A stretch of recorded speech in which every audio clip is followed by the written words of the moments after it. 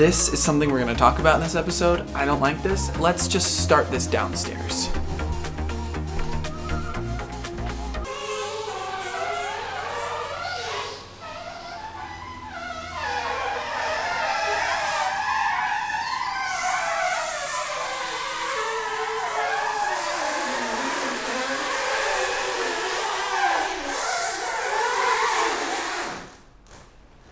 Welcome to downstairs. No, down here.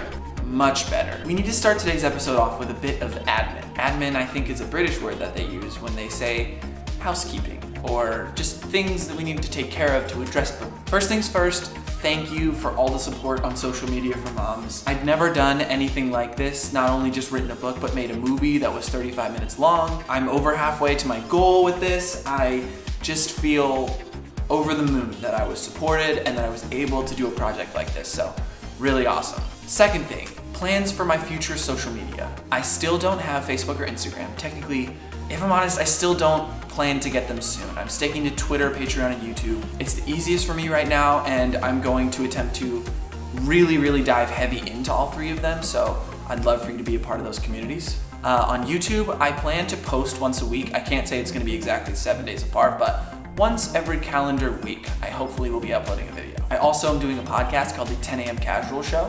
Okay, ready for this? Dice Cubes. It's only 10 minutes long. I kind of wanted to take podcasting and just cut the BS and just get right to it. 10 minutes, it's an update from me, funny conversation about something, and just whatever's going on in the world. Think of it like a daily vlog, but 10-minute podcast, Monday through Friday. And then for an update on some future projects, just so you can be involved in this world that I'm living in right now. I plan on learning to make music because my videos keep getting copy strike. I plan on making some shoes. I plan on making some clothing. I plan on learning how to code and make some crazy projects there. I really want to collaborate with someone, and I have a couple people in mind. I just need to get some content underneath me, so basically a little bit of time to go on. Okay, so that's all for the admin. We need to talk about the office. See, I never talk about these spaces, but I really should.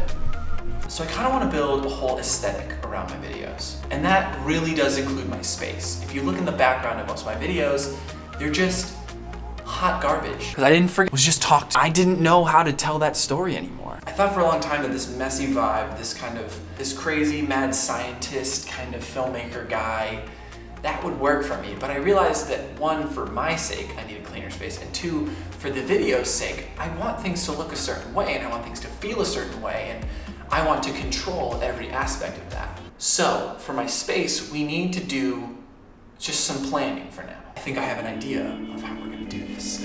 Come with me.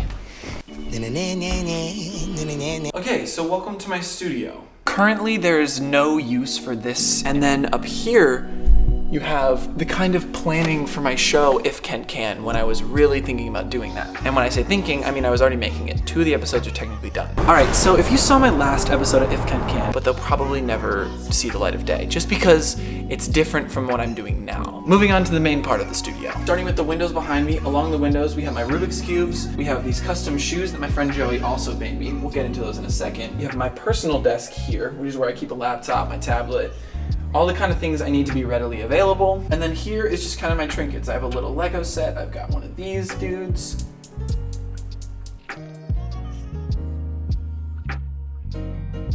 So moving just to the side over here, we have this desk. This is one of the biggest problems. It's a second surface for me to just place stuff. And I've learned that that's not great. It's just full of junk. It always looks messy. It's not a good thing to have in the background of my videos. I just don't feel like it enables me to actually be organized. It just enables me to put stuff on something. And then directly behind that on the wall, we have what my social media company would do. These are our deliverables. This was what I used to plan out my first video. When we first moved into the studio, there was just nothing in here. I went to Staples and bought a huge poster board. I still have it. Haha. And yeah, on this, we would do all kinds of stuff. This was my lean startup strategy. Basically what I'm getting at is I need my physical space to be interactive. I really hate taking notes on my phone. I hate taking notes on my computer. I can't do it. And so that brings us to what's right behind you, which is the whiteboard wall. Again, with that physical space, I would do a lot of business planning over here. Sorry, a lot of that is blurred out, but I forgot to erase some stuff, so is what is. And then over on this side, I would do a lot more content planning. This needs an overhaul. Okay, so here is what I wanted to be my seamless. I learned very quickly that when you buy a $6 seamless on Amazon, and it's cloth, it gets tons of wrinkles and it just doesn't ever work. For me, it got the job done when I needed to do some green screen stuff really quickly. I do really want to incorporate some sort of seamless into my new studio, but we're gonna get to what the but is in a second, which is gonna make sense, I promise. So one of the last things in the space is this giant industrial shelf. Right now, it's full of all kinds of craziness and it's super unorganized. Let's take a look. So on the bottom here, we kind of have things that I don't really need very often. I'm gonna say it, your eyes are immediately drawn to this. Don't quit your daydream. I built this in a vlog back when I was daily vlogging. This shelf is kind of just fun things that don't make a lot of sense. The middle shelf, this is where things get really messy. First off, the shelves aren't even, so that sucks. I'm gonna do these last two layers together because they're really the same. This is just deeper storage that I don't touch a lot. These are unfinished clothing projects. This is a cup that I got from the hospital when I had my first panic attack. I don't know why I kept it. It's really nostalgic that it has that kind of wave on it, but cables do not open ever. And then this here is a box of Converse, but we're gonna get to that later. I suppose the last thing is just the mantle. My little cactus, an Alexa, this Minecraft lamp that my dad got me, which I love. These are my original vlogging cameras. A little toy called Yokai. That was a memory from back when I was vlogging. So why would I do this? Why would I acknowledge my mess? Why would I address things that need to be fixed? The answer is because if I don't, it won't get fixed. If I give myself the excuse of it just piling up and never becoming something I address, well then I will never have my perfect vision. And basically I'm just using this to call myself out for that. So then the other night, a question came to me, well, what would my perfect studio look like? And for that, we need to address my notebook.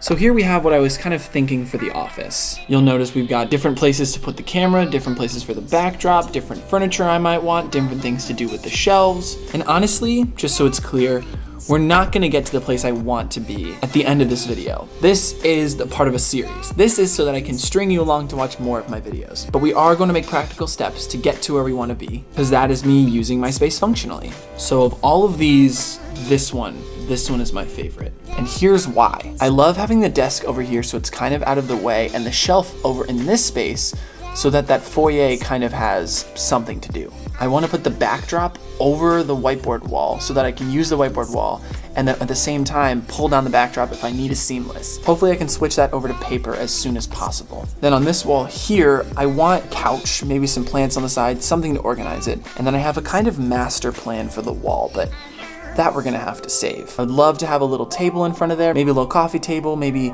I don't know, a couple books on there, social media moms would fit on there perfectly, you know, things like that. So I can't do this right now. I can't get to the place I wanna be, I can't paint my walls, I can't soundproof, I can't make everything perfect, but I can take practical steps. And that's what I encourage you to do today. Maybe use this as inspiration. Take a practical steps towards something you've wanted to change. Maybe it's your space, maybe it's something in your life, maybe it's the organization of files on your computer. Take a practical step in the right direction. Let's go do it.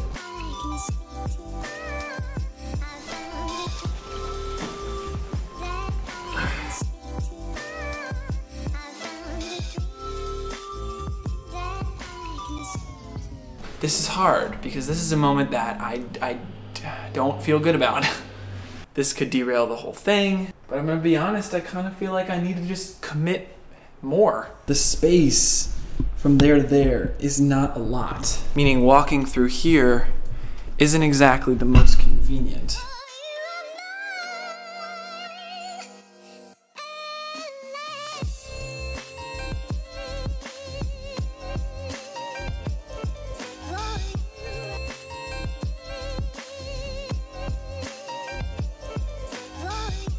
Good morning. So desk is in a new spot. There's actually another one over there, which you saw me move yesterday, but I thought I'd put this one here to have like a podcast desk so I'm facing a wall when I do it. If I do it over there, it's facing over the ledge and that's bad. I've only got like a few more things to do. Let's grind that out.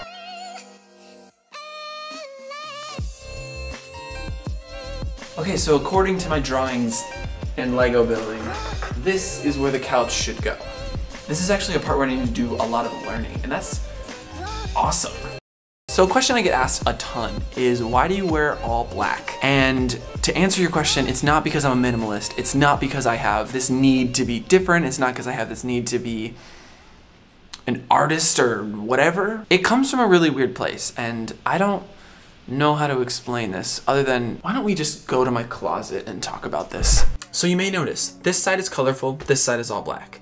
This side is Jamie's side, this side is my side. The reason I switched to wearing all black, like I said, is for one really specific reason, but then minorly for a bunch of other reasons. I kind of got caught up in this world of thinking how nice your clothes are represents how cool you are, or how, you know, different you are because you can get this or that, or because you have this and no one else can have that, or your thing looks like this and no one else's looks like that. And that's really, really cool, but I was just like spending my money on things that I didn't need and was trying to fit into this mold of someone else that I saw online that I didn't want to be, but I felt like I had to because that's like how to break in. Then something like changed inside me when I bought my first ever hoodie to try and customize a hoodie. And this hoodie costs like $6 on Amazon. Well, I love wearing these hoodies a lot, so I want more of these hoodies, but I don't like a lot of the colors, I only like the black ones. And then I realized, okay, if I just wore black hoodies every day, that would be a really interesting thing. So I bought a couple black hoodies, would customize them, but just kind of had them around. Then I made this movie about my friend India, and I flew to Utah to do it. And after we were done the shoot, we were hanging out, and her husband Jay showed me this t-shirt that this YouTuber Schmood had made him. So today, guys, I'm gonna show you how to screen print your own t-shirt. T-shirt, t-shirt, t-shirt, t-shirt.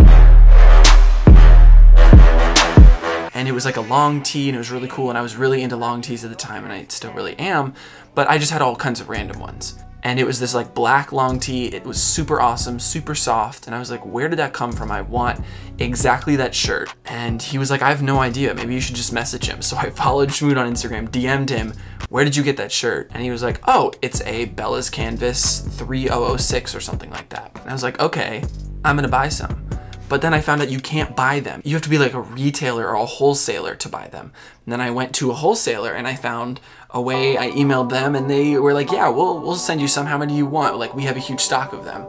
So I bought like 15 shirts from them to do a potential Ken's 10 collab. For some weird reason though, I could never figure out how to get my screen printer to work with really fine text because, well, it wasn't a really nice screen printer. It was one I bought on Amazon for $3. So unfortunately that project failed. So then I had like 10 of these t-shirts that I didn't know what to do with. I actually think I still have them. Look, I've got a couple colored hoodies left. Here they are. Lots and lots of Bella's Canvas t-shirts in sizes that don't fit me. I think what's cool about this story, and the reason I'm telling this story, is it came from a place of creativity. I wanted to find a way to really express myself and share that with others. So down the road, I don't know how I'm gonna do this, but I wanna try and make a hoodie, and I wanna try and make a t-shirt, but make them really special, make them out of really nice materials, but yet make them all black. They don't have to have a logo, they don't have to have a design. T-shirts can be unique by what they're made of and the way they look, not just by the similar same cut, the same design, the same font, the same whatever. Man, there's a lot of toys in this closet. But I was like, you know what? I love the way the black hoodie looks over the black t-shirt. Then I started to think about my pants, and I have all kinds of crazy ones. I had these like Iditarod joggers, like from the official Iditarod website that I found at a thrift store. Then I had these like off-white jeans that I spent so much money on and spent so long trying to find because I loved them and it was just stupid. And then my friend introduced me to this thing called frugal fashion, and I was like, what is that? And I basically learned how to import clothing from China. I basically learned how to translate web pages from a Chinese website called Taobao that sold like really inexpensive clothing, like $5 pairs of pants. And I was like, why not get one of those? And so I bought 4 pairs and only one of them fit me. The rest of them came up to like here on my leg. So then I had 1 pair of skinny jeans from there, and I had this collection, and for some reason they were all black. And one day I wore just solid black, and I loved it. And I realized that even though it was something so crazy simple, so easy, so different, so not expensive, like my outfit I think at that point costed less than $20. And then with a pair of Converse that's like $50. Something just switched, and I was like, This would be easier. I would focus less on spending money on clothes. My style would be actually unique because it's just so intentional and different. Even though it seems so plain, I was like, I want to go for it. And it makes things a lot easier. I wake up in the morning, I have 15 of the Bella's Canvas t-shirt and 10 of the Hanes hoodie and 3 pairs of black jeans. That's it. I feel comfortable, I feel stylish, I feel intentional, and I feel cool. And for some reason, that's enough for me. Your style and what you choose to wear and how you choose to present yourself doesn't have to have anything to do with anyone else. Now, telling high school and college Kent that, no, that wouldn't have worked. But where I'm at in life now, and like I've said a million times, we're just gonna slowly unpack this as I'm ready to start talking about things. I feel really comfortable like this, and I feel really good like this, so that's why I wear all black. Hey, Jamie and I have been listening to a lot of, it's called soft house music. It's like really just a nice beat to have in the background while you're working. You ever want to try it? Give it a go. Okay, so I technically was supposed to take this part of the day off. I've been doing a ton of like business development planning for this. I think what a lot of people don't realize is, sure, you can just post videos and you can just tweet about stuff and you can just post on whatever, but if you're really intentional about it and you're thought out and you look at what's working and you look at what's not working and then develop a strategy based on what is working and you really sit down and do that grind work, it's like 15 pages of journaling and notebooks, but goddamn, I feel so on top of everything now. Sorry, that is not what we're here to talk about. I was looking at this wall behind me and I love it because like a blank wall is fun, but full honesty, I don't have the funding to do the idea I want yet. It's gonna take time and I'm gonna need to work toward that. And I hope that that's something that you can bear with me on.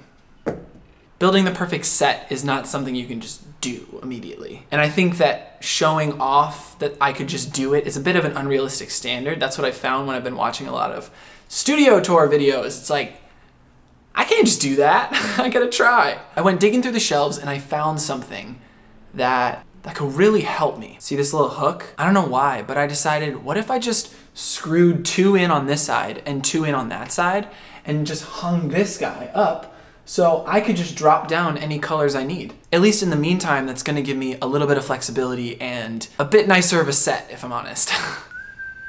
Oh! Gently. 141. Alexa, what's up? I am like so horrible at this.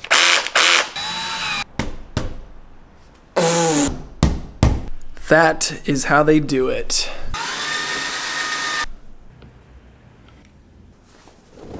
Definitely not perfect, but definitely not bad.